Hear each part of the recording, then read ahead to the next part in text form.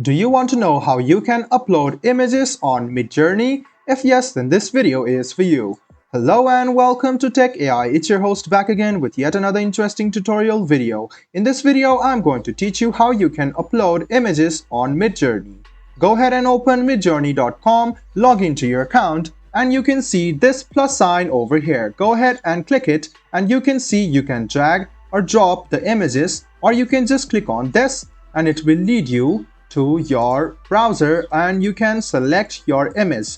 In a while, you can notice that your image will be uploaded. It might take some time according to your internet speed, and you can give some commands. So this is the picture and I want this to be extended. So I will write here, extend this picture, zoom it out, make it look dark.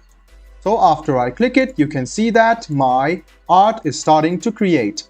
In a while, you can see that my art will complete and then you can use the art. So this way you can upload image on Midjourney. All you need to do is open Midjourney, click on the plus icon over here, drop or drag here, and you can see that if you click on an image will be uploaded, and then you can edit it and you can give prompts over here. You can also choose the settings and you can edit the aspect ratio and all of the settings which you want.